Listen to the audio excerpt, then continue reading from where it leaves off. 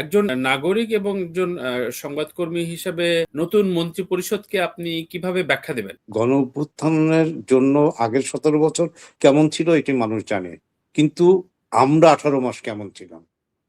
এখন তানভীর তারেক আমরা নতুন বয়ান পাইলাম, হাদিয়া নিলে কোনো দোষ নেই, কিন্তু বিএনপি চাঁদাবাজ, এটি ছড়িয়ে দেওয়া হলো এবং রাষ্ট্রযন্ত্রের পয়সা খরচ করে হ্যাঁ ভোটের পক্ষে থাকলো, যেটি একটি অন্তর্বর্তীকালীন সরকার, সে কারো পক্ষে তো ভোট চাইতে পারে না। কিন্তু আমরা দেখলাম যে একজন নাহিদ, উনি যখন পদত্যাগ করলো তখন মন্ত্রিসভা উপদেষ্টা সভার লোকজন বললেন ভবিষ্যৎ প্রধানমন্ত্রীর সাথে ছবি তোলা। ডক্টর ইউনূস শ্রদ্ধেয় মানুষ, উনি বাংলাদেশটাকে কিভাবে রেখে গেছেন। দুটো জিনিস বিখ্যাত ওনার, সবজির দাম কমেছে, আরেকটা হচ্ছে রিজার্ভ বেড়েছে। আমি প্রথম কথা বলে দেই, রিজার্ভ বাড়ার কিসের বিনিময়ে আপনি রিজার্ভ বাড়িয়েছেন? আমাদের জীবনের দাম কমিয়ে এবং জীবনযাত্রার ব্যয় বাড়িয়ে আপনারা বিদ্যুৎ উৎপাদন কমিয়ে দিয়েছেন, আপনারা সামগ্রিকভাবে উৎপাদন কমিয়ে দিয়েছেন, আপনারা আমদানি কমিয়ে দিয়েছেন, রপ্তানিও তাই করেছেন। এর বিনিময়ে যদি আপনি আমার রিজার্ভ বাড়িয়ে দেখান রাষ্ট্র শক্ত আছে, আসলে তা নাই। একই সাথে তারা জামাতকে বাতাস দিয়েছেন, 71 এবং 24-কে গুলিয়ে ফেলেছেন, একই সাথে এনসিপি কে বলেছেন তারা ক্ষমতায় আসবে এবং তারা এটা প্রচার করেছেন যে আওয়ামী লীগ দেখেছি, বিএনপি দেখেছি, এবার জামায়াতকে দেখব।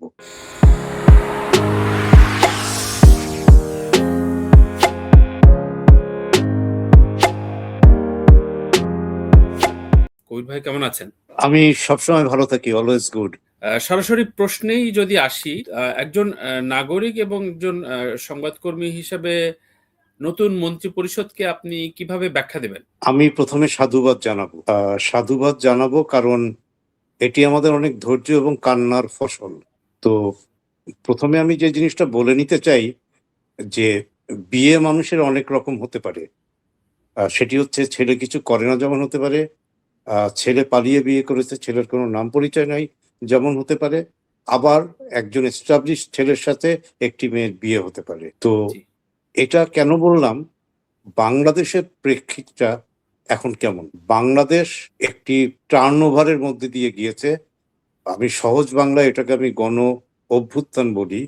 তার পরের 18 মাস, গণ অভ্যুত্থানের পরে, গণ অভ্যুত্থানের জন্য আগের 17 বছর কেমন ছিল এটি মানুষ জানে, কিন্তু আমরা 18 মাস কেমন ছিলাম সেই পরিস্থিতিটা ব্যাখ্যা করে তারপর আমি এই মন্ত্রিসভার মধ্যে যেতে চাই। অন্তত দুটো জিনিস আমি জানিয়ে রাখতে চাই, যদি তানভীর আমাকে অ্যালাউ করে। জি প্লিজ। প্রথম কথা হচ্ছে যে 2007-8 বাংলাদেশের আরেকটা ক্রান্তিকাল ছিল, বাক বদল ছিল। তো সে সময় একটা ঘটনা ঘটেছিল যে তখন আওয়ামী লীগ এবং বিএনপি দুইজনকেই ট্রন করার জন্য -2 ফর্মুলাটা আমার সামনে আসে। সবাই জানেন তারেক রহমান চলে যেতে বাধ্য হয় এবং সেই নির্বাচনে 2008-এর নির্বাচন নিয়ে অনেকে প্রশ্ন তোলেন, কিন্তু সেখানে আওয়ামী লীগ ভূমিধস বিজয় লাভ করে।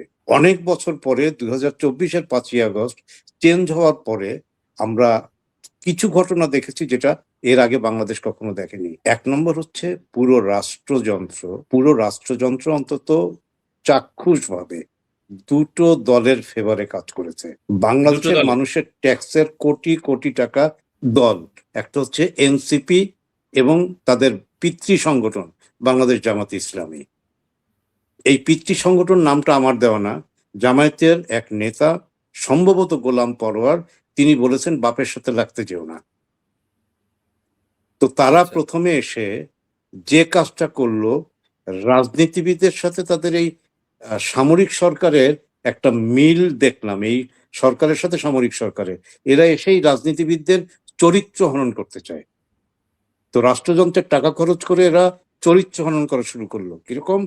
সব নেতা খারাপ, সব মন্ত্রী খারাপ, বিএনপির সবাই চোর, চোরটা বদমাইশ, চাঁদাবাজ। সারা বাংলাদেশে ছড়িয়ে দেওয়া হলো যে বিএনপি চাঁদাবাজ। এখন রাজনীতির আমি একটা বেসিক কথা বলি।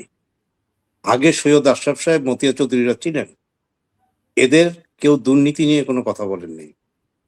আমাদের মির্জা ফখরুল ইসলাম আলমগীর, নজরুল ইসলাম খানরা আছেন, এনারা অন্তত 2 বা 3 টার্মে ক্ষমতায় ছিলেন, এদের নিয়ে কোনো সমালোচনা হয় নাই। সব দেশে, সব কালে, সব রাজনৈতিক দলে চাঁদাবাজরা ছিল।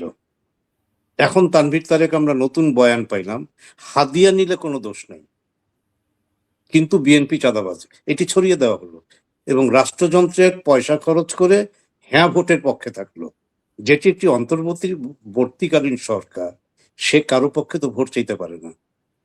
কিন্তু আমরা দেখলাম যে একজন নাহিদ, উনি যখন পদত্যাগ করলো তখন মন্ত্রিসভা উপদেষ্টা সভার লোকজন বললেন ভবিষ্যৎ প্রধানমন্ত্রীর সাথে ছবি তোলা। এই কথাগুলো বললাম একদিকের। দ্বিতীয় দিক, ডক্টর ইউনূস শ্রদ্ধেয় মানুষ, উনি বাংলাদেশটাকে কিভাবে রেখে গেছেন। দুটো জিনিস বিখ্যাত ওনার, সবজির দাম কমেছে, আরেকটা হচ্ছে রিজার্ভ বেড়েছে। আমি প্রথম কথা বলে দেই, রিজার্ভ বাড়ার কিসের বিনিময়ে আপনি রিজার্ভ বাড়িয়েছেন?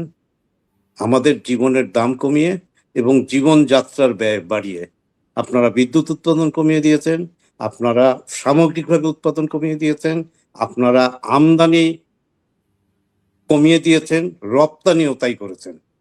এর বিনিময়ে যদি আপনি আমার রিজার্ভ বাড়িয়ে দেখান রাষ্ট্র শক্ত আছে, আসলে তা নাই। আমি একদম সহিভাবে বলছি, পক্ষ বিপক্ষের সব পত্রিকা কেটে বলছি, বাংলাদেশে খেলাপি ঋণের পরিমাণ গত 18 মাসে বেড়েছে। এডিপি সর্বনিম্ন ছিল, গত 10 বছরেও এত সর্বনিম্ন নামে নাই। বিদেশি ঋণ যে পরিমাণ বেড়েছে কল্পনা করা যাবে না। এই দুইটা কেন ঘটনা বললাম, এই বাংলাদেশকে রেখে গেছে এবং বিএনপি সেই দায়টা কাঁধে নিয়েছে। আমি আমার পরিবার বা ব্যক্তিগতভাবে এই সবাই আমাকে প্রসেসের ভেতরেই তো একটা দেশ নতুন ভাবে শুরু হয়, মানে নির্বাচনটা তো খুবই প্রয়োজন ছিল, মানে দায় কাঁধে নিয়ে কেন বলছেন, মানে নির্বাচনটাই তো সবার প্রত্যাশিত ছিল। নির্বাচনটা অপ্রত্যাশিত ছিল, কিন্তু নির্বাচন হবে কিনা এই নিয়ে বাংলাদেশের মানুষ স্বাধীনতার পরে এত বেশি সংশয় পড়ে নাই, কারণ একই সাথে ওনারা 2-3টা প্র্যাকটিস করেছেন যেটা খুবই খারাপ। একই সাথে তারা জামাতকে বাতাস দিয়েছেন, 71 এবং 24কে গুলিয়ে ফেলেছেন, একই সাথে এনসিপি কে বলেছেন তারা ক্ষমতায় আসবে এবং তারা এটা প্রচার করেছেন যে আওয়ামী লীগ দেখেছি, বিএনপি দেখেছি, এবার জামায়াতকে দেখব। এটি রাষ্ট্রীয় ওসোসায় হয়েছে, এটা তারা করেছেন। বাংলার মানুষ ভুল করেনি, জনরায়কে শ্রদ্ধা করা উচিত। আমি সবসময় জনরায়কে শ্রদ্ধা করি। বিএনপি ক্ষমতায় এসছে, অনেক আসন পেয়ে মন্ত্রিসভা গঠিত হয়েছে। প্রথমে মনে হবে যে এই প্রেক্ষিতের উপরে তারা আসছে, আমি প্রথমে তাদেরকে অভিনন্দন জানাই, প্রশ্নটা, যদিও প্রশ্নটা আপনি অন্য প্রসঙ্গে গেলেন, যেটা আমি পরে আসতাম, তাহলে আমি এভাবে আসি যে শপথ নেওয়ার শুরুতে যে জুলাই সনদে দ্বিতীয় শপথে বিএনপির না বিষয়টা না করাটা, এবং পরবর্তীতে জামাত যখন বলল, জামাত এবং এনসিপি বলল তাহলে আমরা কোনো শপথই নেব না, এই ঘটনাকে আপনি কিভাবে দেখছেন? সামনের সংসদ এখনো শুরু হয়নি, সামনে কি আরো জলঘোলা হবে কিনা এই নিয়ে? প্রথম দিনই তো বুঝে গিয়েছে যে বিএনপি যদি 2টা শপথ না নেয় তাহলে তারা শপথই গ্রহণ করবেন না, এটা বলেছেন। আবার ওনারা শপথ নিয়েছেন, 2টো শপথ নিয়েছেন। এখন বিএনপির কথায় যুক্তি আছে কিনা আমি সেটি দেখব।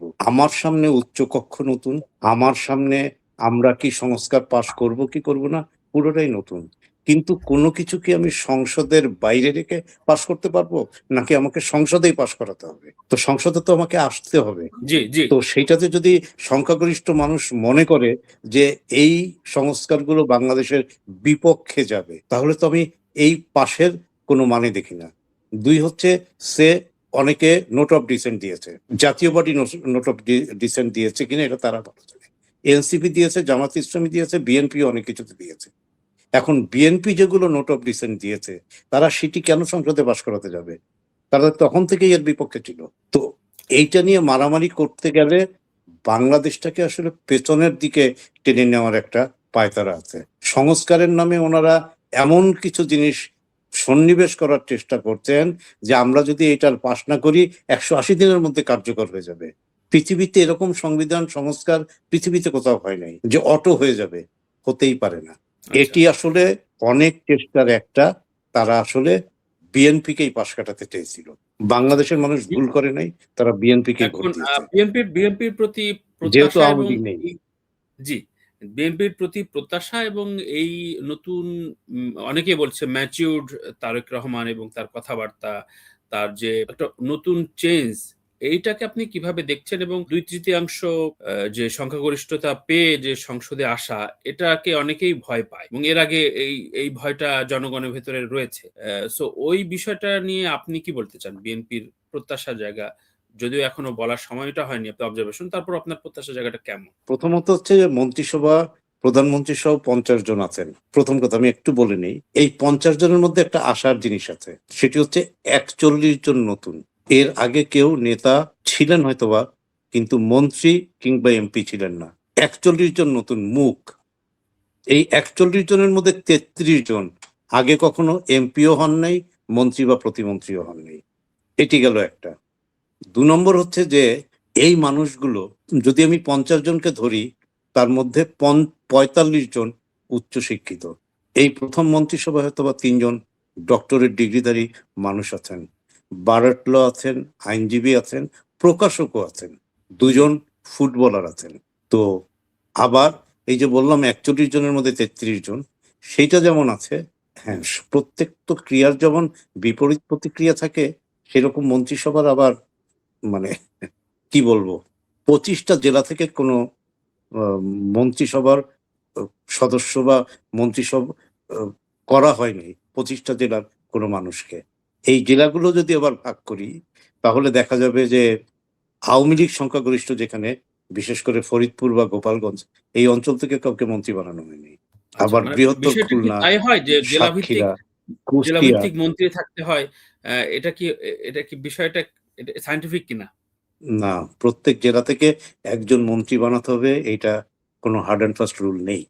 এবং এটা রাইট। সায়েন্টিফিক কিনা জানি না, কিন্তু আমরা হিসাব করার সময় বলি কোন বিভাগ কয়জন মন্ত্রী পেল, কোন জেলা কোনো মন্ত্রী পেল।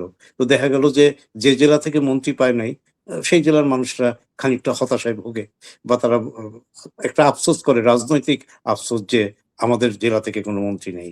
আবার এক জেলা থেকে সবচেয়ে বেশি যে জেলা থেকে মন্ত্রী করা হয়েছে সেটা কুমিল্লা, ৩ জন। 3 জন আছেন ওখানে। জি। আবার এই যে ঢাকার বাইরে, যেমন নারায়ণগঞ্জ, এই যে গাজীপুর, সাভার, এইখান থেকে কিন্তু কোনো মন্ত্রী নেই।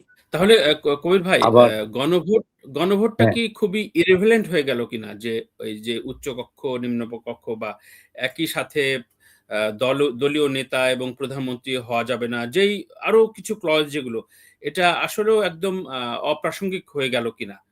হয়ে যেতে বসছে কিনা? আমি মনে করি এটা একান্তই আমার ব্যক্তিগত ব্যাপার। গণভোটটা আসলে আমাদের উপরে চাপিয়ে দেওয়া হয়েছিল। আমি আবারও পুনরাবৃত্তি করি, গণভোটটা আমাদের উপরে চাপিয়ে দেওয়া হয়েছিল। এবং এরকম অ্যাবসার্ড আমি বলব গণভোট পৃথিবীর কোথাও হয়তোবা হয়নি। আগে বাংলাদেশ যে ২ টি গণভোট দেখেছে, ১ম টা জিয়াউর রহমানের সময়, মাঝখানেটা এরশাদের সময়, আরেকটা গণভোট হয়েছিল, সেটি হচ্ছে খালেদা জিয়া যখন ১ম জেতেন, তখন বিএনপি ৯১ সালে বিএনপি ছিল আসলে রাষ্ট্র প্রতিশাসিত সরকারের পক্ষে। তো তখন যে ৩০০ আসনে হলো, বিএনপি জিতলো, বিএনপি পাওয়ারে গেল। তখন একটা গণভোটে বলা হলো তো বলা হলো যে এই সংসদ পদ্ধতির সরকারই যাবে। তো সেখানে একটা গণভোট হয়েছিল। তো এখন এই যে গণভোটটা সংস্কারের নামে চাপিয়ে দেওয়া হলো, সেখানে ৪ টার মধ্যে ৩ টাই আমি সমর্থন করি না। কিন্তু আমাকে সমর্থন করতে হলে ৪ টা সমর্থন করে হ্যাঁ লিখতে হবে, অথবা না জি। লিখতে হবে। তো আমার কাছে মনে হচ্ছে এটা চাপিয়ে দেওয়া হয়েছে। ২ নম্বর হচ্ছে সংবিধানের কিছু জিনিস তারা করেছে, যারা আসলে সংবিধান সম্পর্কে জানেন না। যিনি বেশি করেছেন এটা নিয়ে, তিনি বাংলাদেশের নাগরিক নন। তিনি হচ্ছেন আলী রিয়াজ। তো এই যে কবির ভাই। উনারা কাজটা করেছেন, মূ জি।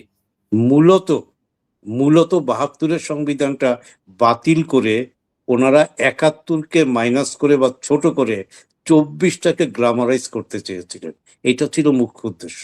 কবির ভাই, যেই প্রসঙ্গটা যদিও দুদিন পরের প্রশ্ন হয়ে গেল, আরো আগে করা উচিত ছিল। সেটি হচ্ছে নির্বাচনের ফলাফল নিয়ে আপনি কোনো আ স্বাভাবিক শঙ্কায় ছিলেন কিনা? মানে এই ১ম বোধহয় জামাত এককভাবে সরকার গঠনের একটা স্বপ্ন এবং বাস্তবতার দিকে এগুচ্ছিল এবং নাগরিকদের ভেতরেও এক ধরনের প্রত্যাশা বলি, শঙ্কা বলি, ২ টাই ডিলেমা প্রকাশ করছিল। তো নির্বাচনটার কেমন দেখলেন আপনি একজন সংবাদকর্মী হিসাবে? আর এর ফলাফলটা নিয়ে আপনার মন্তব্য কি? অনেকে বলছে জামাতের একটা বড় উত্থান হয়েছে। সরকার গঠন করতে না পারলেও তার যে প্রচুর ভোট বেড়েছে।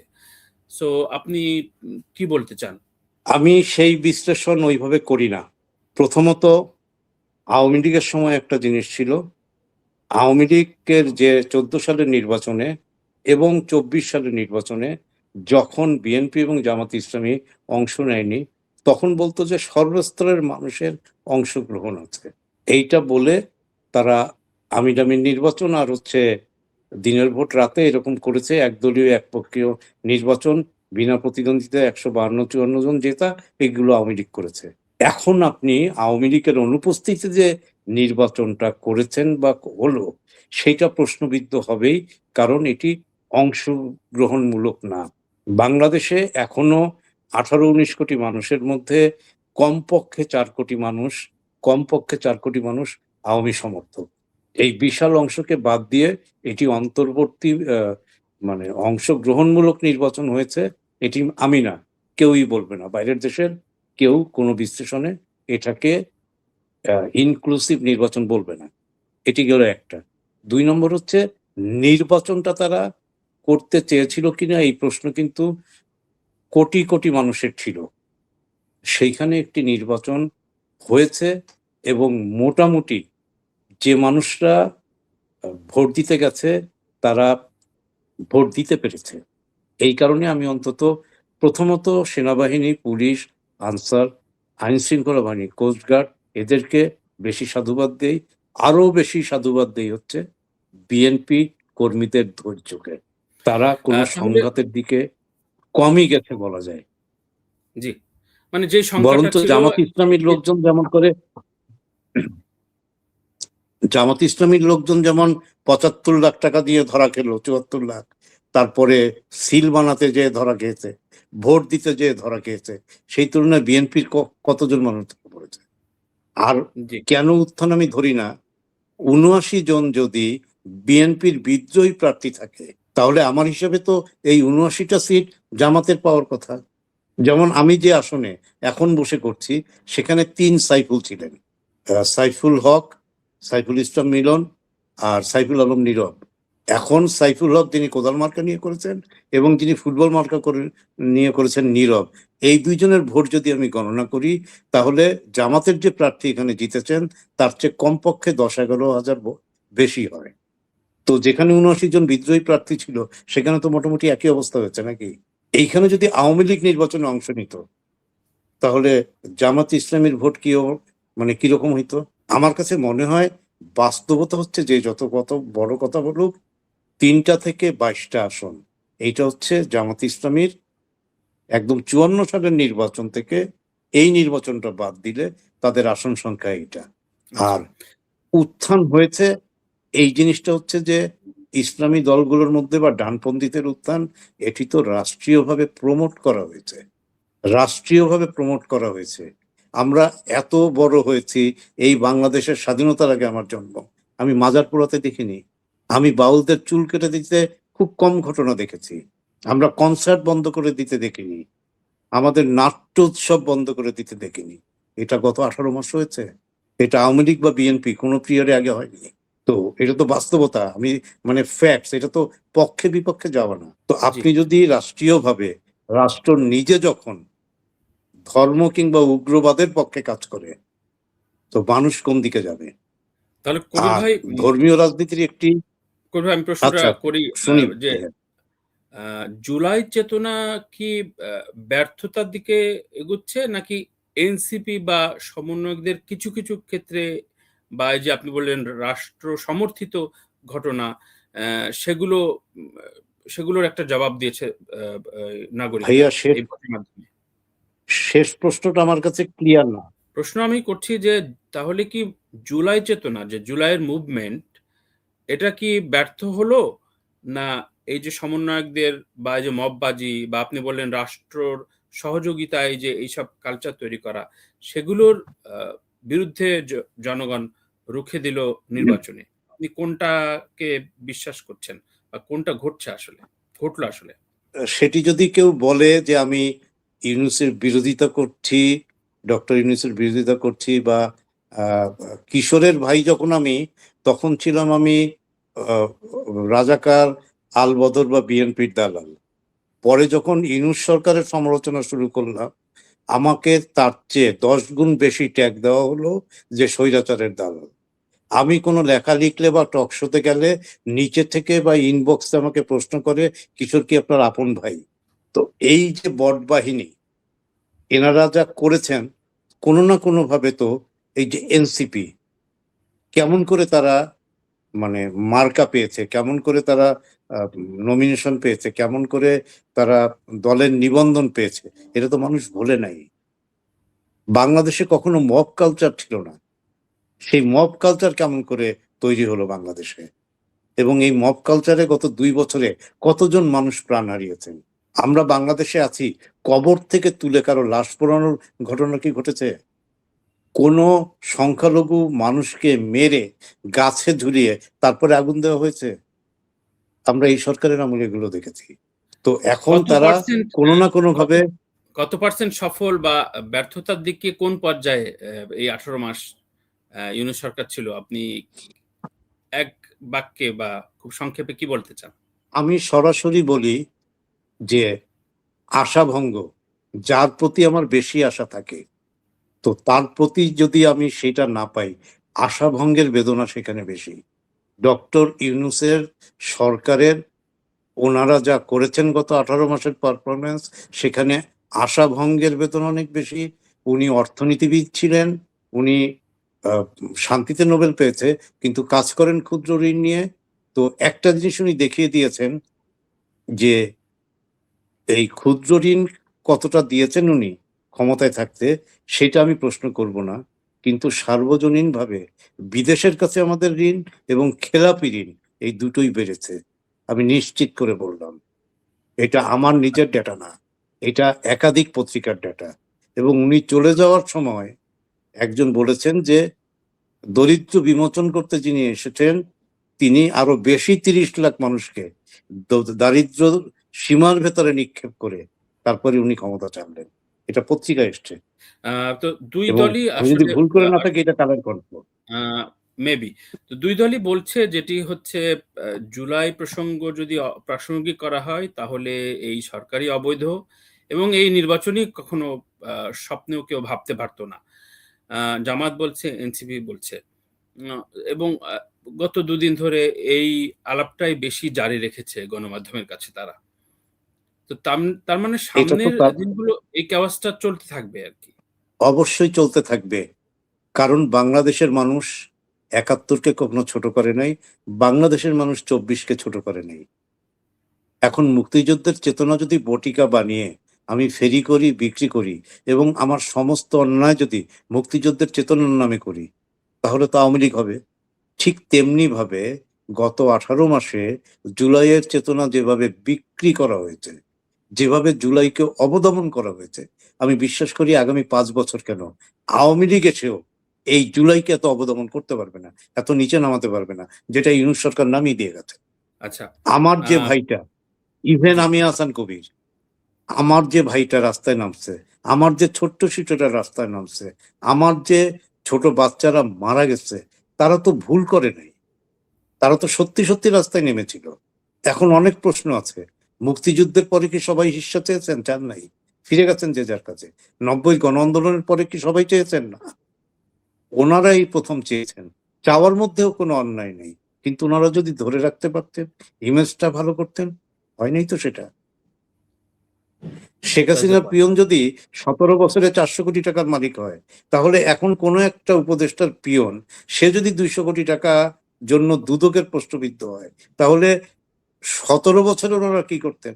এমন কোন উপদেষ্টা আছে যার আ মন্ত্রণালয় নিয়ে প্রশ্ন ওঠে নাই? কবির ভাই আমাদের সবচেয়ে বড় সংকট উঠছে তো। আমাদের জীবদ্দশায় যেটা দেখছি যে সেটি হচ্ছে করাপশন এবং আইন ব্যবস্থা, বিচার কাঠামো। এই ৩ টা আমি চ্যালেঞ্জ আসলে ৩ টা চ্যালেঞ্জ কতটুকু সামলাতে পারবে বলে মনে করেন বিএনপি? আমি আশাবাদী মানুষ কেন? ৪১ জন নতুন মানুষ আছে, যারা আগে কখনো করে নাই। ৩৩ জন একেবারেই নতুন। এমপিও হয় নাই, আবার আ উম প্রতিমন্ত্রীও হয় নাই। ইভেন প্রধানমন্ত্রী নিজে নতুন। জীবনে ১ম উনি এমপি হয়েছেন, জীবনে ১ম উনি প্রধানমন্ত্রী হয়েছেন। আমি বিশ্বাস করি তারেক রহমান ২৭শে ডিসেম্বরের পরে, ২৫শে ডিসেম্বরের পরে যেভাবে কথাবার্তা বলেছেন, একবারও আওয়ামী লীগ শেখ হাসিনার নাম উচ্চারণ করেননি। একইভাবে যে মানুষটাকে বাংলাদেশের মানুষ আমার দৃষ্টিতে বঙ্গবন্ধু শেখ মুজিবুর রহমানের পরে যে মানুষটি একান্তভাবে, এটি আমার বক্তব্য, সবচেয়ে বেশি বিখ্যাত এবং মানুষের শ্রদ্ধাভাজন, তার নাম বেগম খালেদা জিয়া। এই বেগম খালেদা জিয়া গত 17 বছরে আওয়ামী লীগের সবচেয়ে বেশি কষ্ট, রোগ, জেল উনি ভোগ করেছেন। কিন্তু এই মানুষটা যখন মারা গেলেন, সারা বাংলাদেশের মানুষ একটা কফিনের পাশে এসে দাঁড়িয়েছিল। এইটা ওনার প্রাপ্য।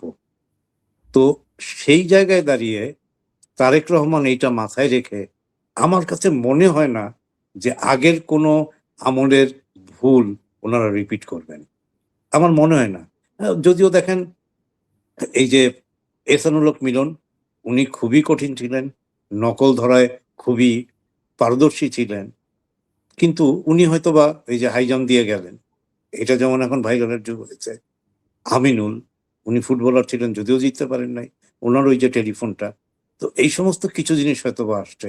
অথবা ইশরাক, সে হয়তোবা দেরি করে গেছে। তো এই জিনিসগুলো মানুষের কাছে খুব বেশি আসবে, বটবাহিনী খুব বেশি প্রচার করবে। কিন্তু আমি বিশ্বাস করি যে ভবিষ্যতে যেই আসুক, সেটা আওয়ামী লীগ হোক, বিএনপি হোক, জামায়াত হোক, ক্রমশ বাংলাদেশের মানুষ ভালো শাসন দেখবে, এটা আমি বিশ্বাস করি। ভালো শাসন দেখবে বলছেন। খুবই, খুবই চমৎকার আশাবাদ। আমি আর ২-৩ টে প্রসঙ্গ নিয়ে শেষ করব। সেটি হচ্ছে আ ক্রীড়াঙ্গনের যে বিষয়টি, আপনি, আমরা সবাই জানি যে আ আমরা যদি একেবারে মোটা দাগে দেখি যে বিশ্বকাপ তারা খেলতে পারল না। এখন কি হলো, মুস্তাফিজের রিভেঞ্জে পরবর্তীতে কি মিটিং হলো? আমিনুল ইসলাম বুলবুল এবং এই বোর্ডের অবস্থানকে আপনি কিভাবে দেখছেন? এবং অলরেডি বলে ফেলেছেন বা ক্রীড়া প্রতিমন্ত্রী যে এই ব্যাপারে তদন্ত সাপেক্ষে বিষয়টি ব্যবস্থা নেবেন। আ ক্রিকেট কি পিছিয়ে গেল? আ নাকি আ এটাও একটা, ওই যে আপনি বলবেন যে বিগত সরকারের ব্যর্থতার একটা অংশ? না, এখানে আমার একটা মিশ্র অনুভূতি আছে। আমি কোনো কিছু লুকাই না। ১ম টা শুরু হয়েছিল মোস্তাফিজকে দিয়ে, জি, এবং আমি ওকে দেখে বা সাতক্ষীরার ছেলেটা, মানুষটাকে আমি চিনে বলছি, এর মতো একটা সহজ সরল ছেলে আমি খুব কম পেয়েছি।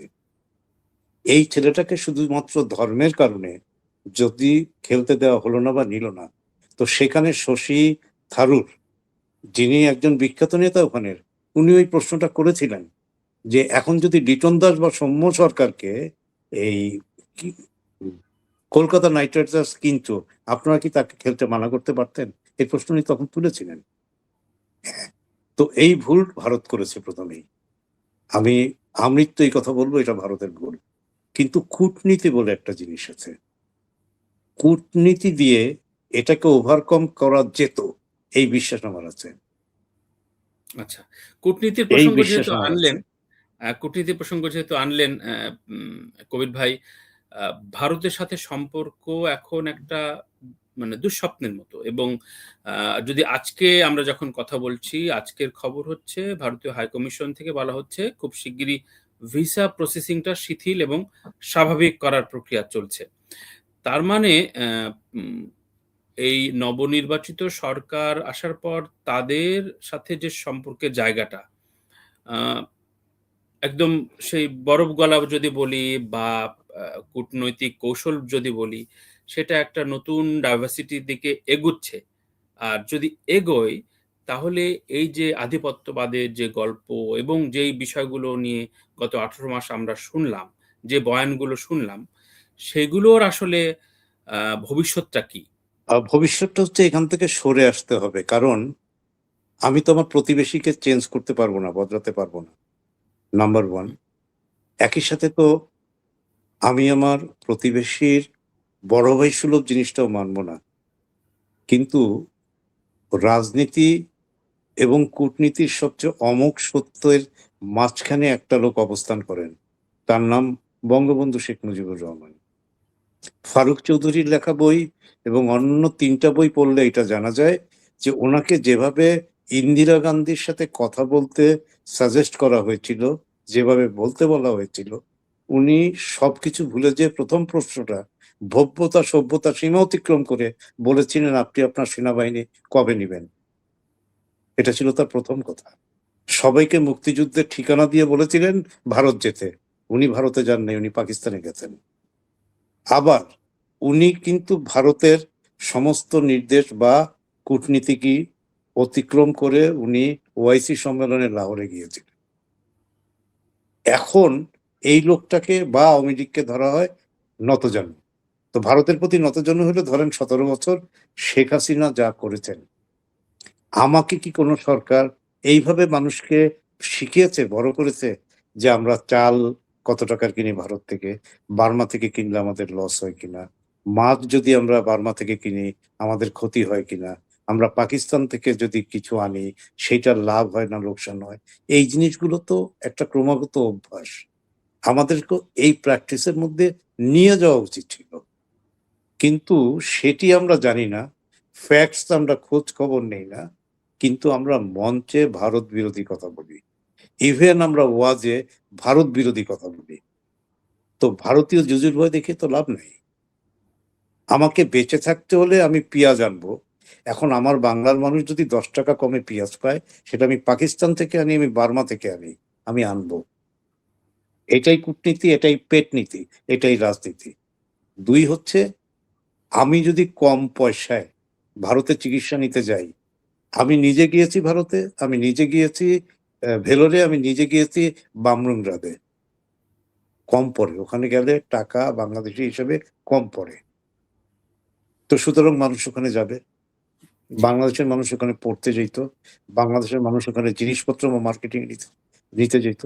তো ঠিক আছে, এখন বলা হচ্ছে এই ১৮ মাসে বলছে যে আমরা থাইল্যান্ডে যেতে পারবো, এর চেয়ে কম খরচ পড়বে। চায়নায় যেতে পারবো, এর চেয়ে কম খরচ করতে পারবো। ঠিক তাই যদি হয় আমরা যাবো। না হলে যখনই ভিসা খুলে দেওয়া হবে, মানুষ আবার আগের মতো লাইনে দাঁড়িয়ে ভিড় করে এই ভারতেই যাবে। কবির ভাই, এটা দুটো বাস্তবতা ভাই। জি, থ্যাংক ইউ খুব সুন্দর করে ব্যাখ্যা দেবার জন্য। কবির ভাই, দুটো প্রসঙ্গ খুবই বার্নিং। সেটি হচ্ছে এই যে প্রভাবকরা যে থাকেন, সরকার বা সরকারের আনুকূল্যে থাকার যে চেষ্টা, সাংবাদিক এবং শিল্পী সমাজ থেকে শুরু করে সুশীল সমাজ পর্যন্ত সকলেই। এবং সেই ভয়, সেই প্রসেস, সেই ধারাবাহিকতা বাঙালিরা দীর্ঘদিন ধরে দেখে আসছে বলে সর্বশেষ যে প্রেস ব্রিফিং এ খালিদ মহিউদ্দিনের একটু অভয় দিলে বলি, এটাকে নিয়ে সবাই ট্রল করেছে, সমালোচনা করেছে এবং শঙ্কা জাগিয়েছে যে আরো নতজানু সাংবাদিকতা শুরু হলো কিনা আবার নতুন ফরম্যাটে। এই গেল এক। পাশাপাশি শিল্পী সমাজের ক্ষেত্রে খুবই সাধুবাদ যে এবার আ কোনো দলই আ হাইব্রিড শিল্পীদের মনোনয়ন দেয়নি এবং মনোনয়ন কেনারও হিড়িক পড়েনি। এটা একটা নতুন আ আমাদের দেখা, মানে আপনারা তো আরো আগে থেকে দেখছেন নির্বাচন, আমাদের দেখা এটাই হচ্ছে। কারণ বিগত সর্বশেষ নির্বাচনে প্রায় ৳৮০ কোটি উপরে শুধু শিল্পীরা মনোনয়ন পত্র কিনেছিলেন রুলিং পার্টির।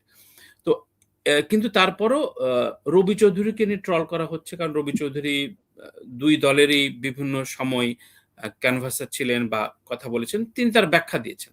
আমার প্রশ্ন হচ্ছে এই যে সাংবাদিকতা এবং শিল্পী সুশীল সমাজের প্রভাবক এবং আ রাজার কাছে নুয়ে পড়ার যে সংস্কৃতি, এইটা আ অবশ্যই ক্ষতিকর। কিন্তু এইটা আবারও ফিরবে কিনা? যে শঙ্কায় খালিদ মহিউদ্দিনের একটা কথাই বারবার আ ট্রল করছে, বারবার সমালোচনা হচ্ছে। আমি সাংবাদিক সম্মেলনগুলো যখন শেখ হাসিনার সাথে দেখা শুরু করলাম, তা আমি একটা বইয়ের নাম লিখেছিলাম, 'চোখে রাজার ভালো সাজার রোগ যে এলো দেশে।' এই রোগটা আমরা পেয়েছি হচ্ছে হয়তোবা চাকরির নিশ্চয়তা পাওয়ার জন্য এবং যখন যে সরকার ক্ষমতায় থাকবে আমি সেই দলের সাংবাদিক হয়ে আমি সুবিধা পাবো। হয়তোবা আমি পিআইবির হেড হবো, অথবা আমি টেলিভিশনের আ মহাপরিচালক হবো, অথবা আমি কোনো ট্রেনিং সেন্টারে ভালো চাকরি পাবো, অথবা আমি কোনো মিশনে আ 1st বা 2nd সেক্রেটারি হবো। তো প্রেস মিনিস্টার হবো। এইগুলো আমাদের হয়ে আসছে, আমরা দেখে আসছি। আমি ব্যক্তিগতভাবে বলি, আজীবন আমি সাংবাদিকতার এই রাজনীতি থেকে নিজেকে আড়াল রাখতে চেয়েছি। আমি জি, মনে করি আমি মনে করি যে আমার ব্যক্তি সুবিধার জন্য যখন আমি একটা দলের অন্ধ সমর্থক হই, তখন আসলে আমার ক্যারিয়ার শেষ হয়ে যায়। এটা আমি এখন পর্যন্ত বিশ্বাস করি। তো আচ্ছা। খালেদ মহিউদ্দিন কি বলেছেন আমি জানি না। আগে তো এটা মানে খুব বেশি হতো যে, আপা আজকে আমি আসলে আপনাকে প্রশ্ন করতে আসিনি, প্রশংসা করতে এসেছি। আগে এটা অনেক বেশি ছিল।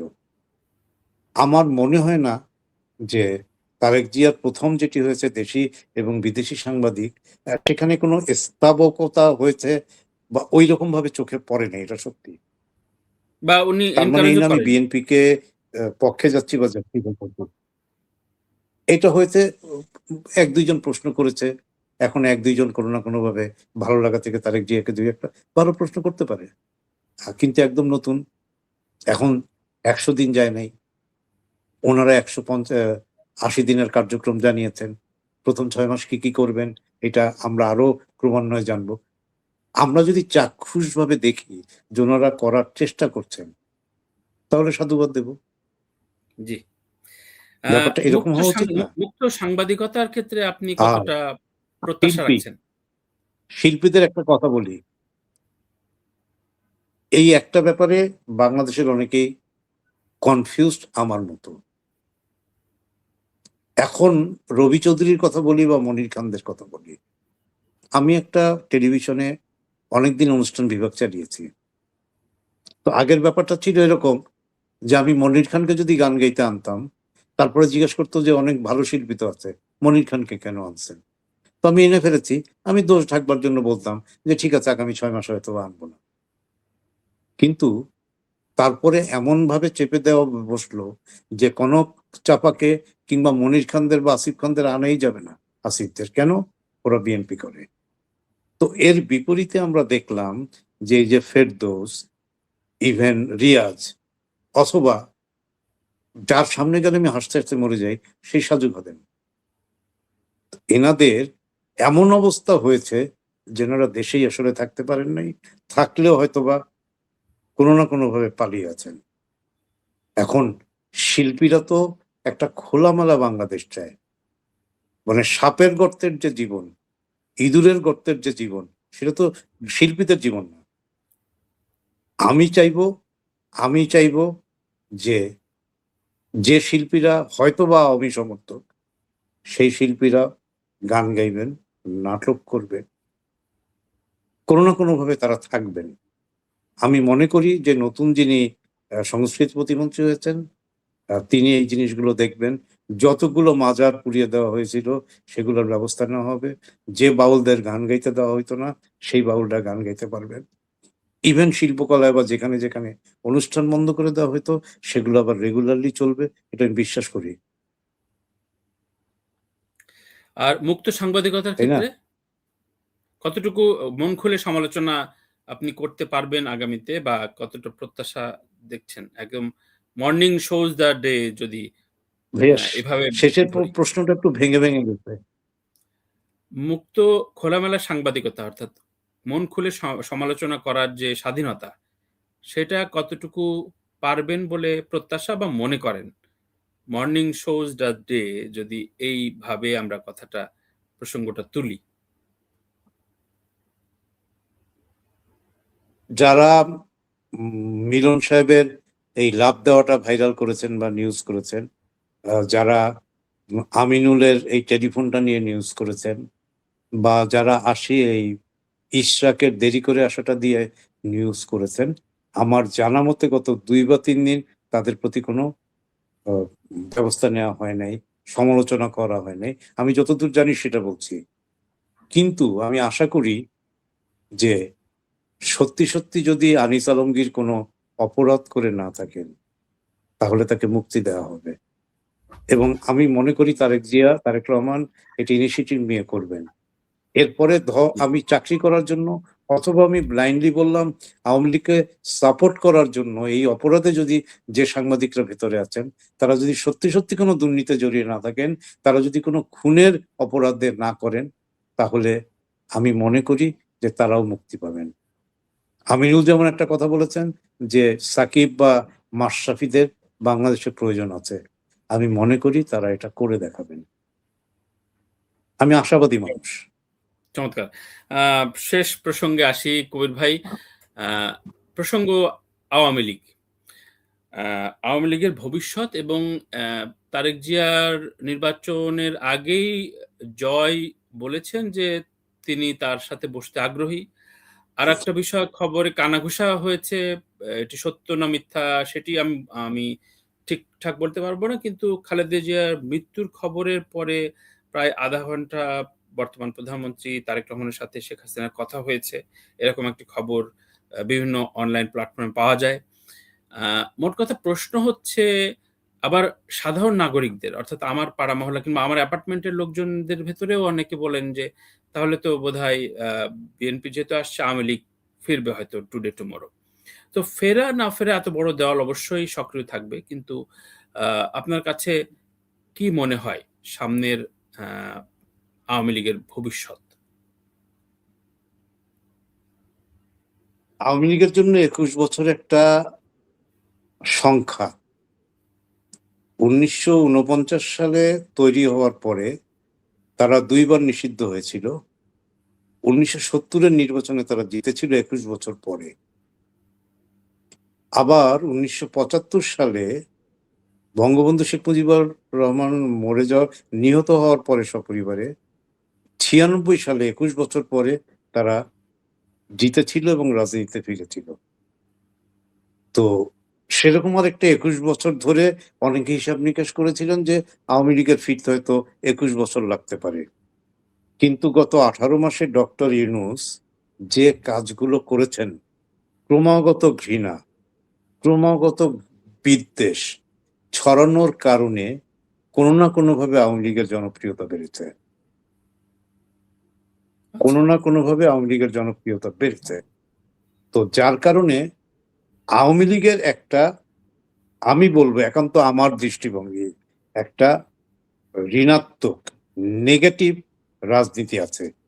সেটি হলো ৫টা ইউনিভার্সিটিতে যখন নির্বাচন হলো, আমি বোধ করি এই যে শিবির জিতেছে এই ভোটগুলো কোনো না কোনো ফরম্যাটে ছাত্রলীগের ভোট। এইটা ছাত্রলীগের? যখন বিএনপির কাছে এসছে, হ্যাঁ, এইটা যখন বিএনপির কাছে এসছে তখন তারা হিসাব নিকাশ করে হয়তোবা হয়তোবা এই সমীকরণে দাঁড়িয়েছেন যে আওয়ামী লীগের ভোটগুলো তাদের নিতে হবে, তাহলে তারা জিতবেন। তো বিভিন্ন জায়গায় খবর আমি যেটা পেয়েছি সেটা হচ্ছে আওয়ামী লীগের যে নেতাকর্মীরা বিতর্কিত নন, যারা নির্যাতন করেননি, মারেননি, যাদের বিরুদ্ধে মামলা নাই বললে চলে, এদেরকে ৩ তারিখ, ৪ তারিখ, ৫ তারিখ ফেব্রুয়ারি মাসের এদেরকে এলাকায় দেখা গেছে এবং তারা ভোট দিয়েছেন। হয়তোবা যে এলাকায় বিএনপি দ্বারা খুব অত্যাচারিত হয়েছেন সেই এলাকায় তারা বিএনপির ভোট দেন নাই, কিন্তু বেশিরভাগ এলাকায় আওয়ামী ভোটটা বিএনপির কাঁধেই পড়েছে। তো আচ্ছা। আওয়ামী লীগ এখন অফিসে যাচ্ছে, কোথাও কোথাও পতাকা তুলছে, কিন্তু অরিজিনাল জিনিস হচ্ছে এই বাংলাদেশের স্বাধীনতা সংগ্রামে তাদের অবদান অনেক বেশি ছিল। কিন্তু যে আওয়ামী লীগ দোষী না, যদি জি। ৪ কোটি আওয়ামী লীগের মধ্যে ৫,০০০ পাওয়া যাবে না, যারা খুনি, যারা টাকা পাচার করেছে, যাদের বিরুদ্ধে মামলা আছে, যারা দেশের বিরুদ্ধে কাজ করেছেন, এরকম ৫,০০০ পাওয়া যাবে বলে আমি বিশ্বাস করি না। জি। বাকি যে ৩,৯৫,৯৫,০০০ সমর্থক আছে, তাদেরকে তো দাবায় রাখা যাবে না। কোনো না কোনো ফরম্যাটে তারা ফিরবেই এবং আওয়ামী লীগ থাকবেই। রাইট। একটা এটা সংযুক্তি আমি প্রশ্ন বিশ্বাস করি। করি। আপনি অনুমতি দিলে সংযুক্তি প্রশ্ন করি। সেটা হচ্ছে আ আমরা যখন কথা বলছি ঠিক তার আগে পরেই মূলত নির্বাচনের আগে যেমন ঢাকা ভার্সিটির ভিসি পদত্যাগ করার একটা উদ্যোগ বা ঘোষণা সিদ্ধান্ত দিয়েছিলেন। জানিয়েছিলেন। সিদ্ধান্ত জানিয়েছে। তার পরবর্তীতে আজকে বাসসের মেবি আমি যদি ভুল না করি মাহবুব মোর্শেদ একটা স্টেটমেন্ট দিয়েছে যে মব করে তাকে বের করে দেবার একটা চেষ্টা চলছে। এবং যে হুম। ভার্সিটি গুলোর ছাত্র সংসদ তৈরি হয়েছে তা শিবির কেন্দ্রিক ছাত্র সংসদ। তো এগুলো কতটা ফাংশন করবে বলে আপনি মনে করেন? কতদূর টিকবে আ এই সরকার আমলে? এখন এই জিনিসগুলো আসলে চালানোর মতো করে চালাতে হবে। এখন ওই যে বলেছি আমার সাংবাদিকতা যদি এরকম হয়, চোখে রাজার ভালো সাজার রোগ যেন দেশে, তো তখন আমি বাসসের জন্য হয়তোবা বিএনপি মাইন্ডেড একজন মানুষকেই খুঁজবো। আগে যা হয়ে আসছে এখনো তাই হবে। কিন্তু এই মানুষগুলোর মধ্যে একটা ভালো মানুষের, একটা যোগ্য মানুষের হাতে যদি বাসস পড়ে আমি মনে করি এটা পেছাবে না, এটা আগাবে। ২ নম্বর হচ্ছে যে মব কালচারটা করতো ১৮ মাসের। বাংলাদেশে আগে এরকম মব ছিল না। তো সেইখান থেকে কাউকে নামিয়ে দেওয়ার দরকার নেই। বুদ্ধিমান হলে অনেক মানুষ তার পদ থেকে, যারা গত ১৮ মাসে পোস্টিং পেয়েছিল, সরে যাবেন। আর না সরে গেলে হয়তোবা কোনো না কোনো ফরম্যাটে মানে হয়তোবা তাদেরকে সরিয়ে দেয়া হতে পারে। আমি এখনো নিশ্চিত না। থ্যাংক ইউ কবির ভাই। আগামী ৫ বছরের শুরু করলো আজকে ১ম দিন প্রধানমন্ত্রী হিসেবে তারেক রহমান। একটি প্রত্যাশা, আপনার নিজস্ব একটি প্রত্যাশা এবং যেটি দেখতে পাচ্ছেন আপনি, সেই একটি প্রত্যাশার কথা শুনে আমরা শেষ করতে চাই তারেক রহমানের প্রতি। আহ এই মানুষটা গান খুব পছন্দ করেন। জি, আমি একটা আমরা উদাহরণ আগে দেই। খালেদা জিয়া উম যে গানটি পছন্দ করতেন তার একটি ছিল 'দুই ভুবনের দুই বাসিন্দা বন্ধু চিরকাল'। তারপরে 'সাজিয়ে গুজিয়ে দে সজনী তোরা'। আ মাইলসের গান অথবা ডিফারেন্ট হচ্ছে ব্যান্ডের গান তারেক রহমান ভালোবাসেন বলে আমি অনেকের কাছ থেকে শুনেছি। তো এই মানুষটার কাছে আমি চাই এই পৃথিবী বা এই বাংলাদেশ বাউল গানের বাংলাদেশ হোক। এই বাংলাদেশ যেমন হুমায়ূন ফরিদী ছিলেন, যেমন গোলাম মোস্তফা ছিলেন, যেমন এখন মোশাররফ করিমরা আছেন, এই নাটকের পৃথিবী হোক, ছবির পৃথিবী হোক। আমার বিশ্বাস সংস্কৃতি কোনো না কোনোভাবে রিভাইভ করবেন এবং এই প্রত্যাশা করি এবং আমরা সুশাসন পাবো। ১৭ বছর যা দেখেছি, ১৮ মাস যা দেখেছি, একটু সামান্য হলেও তার বেশি ভালো সুশাসন পাবো আমি। মানে এই মুহূর্তে দাঁড়িয়ে এই আশাবাদ নিয়েই বাঁচতে চাই। থ্যাংক ইউ কবির ভাই, অনেক ধন্যবাদ সময় দিবার জন্য। ভালো থাকেন আপনি, ভালো থাকুক বাংলাদেশ। ভালো থাকুক বাংলাদেশ, তানভীর তারেকও ভালো থাকুক।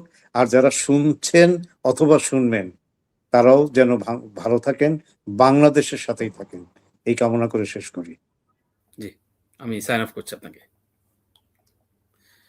প্রিয় দর্শক, সমকালীন বাংলাদেশে আজকে কথা বললেন সাংবাদিক, রাজনৈতিক বিশ্লেষক আহসান কবির। আমরা সমকালীন বাংলাদেশে বিভিন্ন পর্বে বা আগামী পর্বে বিভিন্ন বিষয় নিয়ে অবতারণা করব এবং আপনারা কমেন্টস দিয়ে সংযুক্ত হতে পারেন, কিংবা পরবর্তীতে যারা দেখবেন এই শোগুলো তারা কমেন্ট ড্রপ করতে পারেন। সেই কমেন্টস গুলো নিয়ে নিশ্চয়ই পরবর্তীতে সংযুক্তি কোনো আলাপে আমরা আপনাদের সাথে সংযোগ তৈরি করার চেষ্টা করব। সবাই ভালো থাকবেন, ভালো রাখবেন।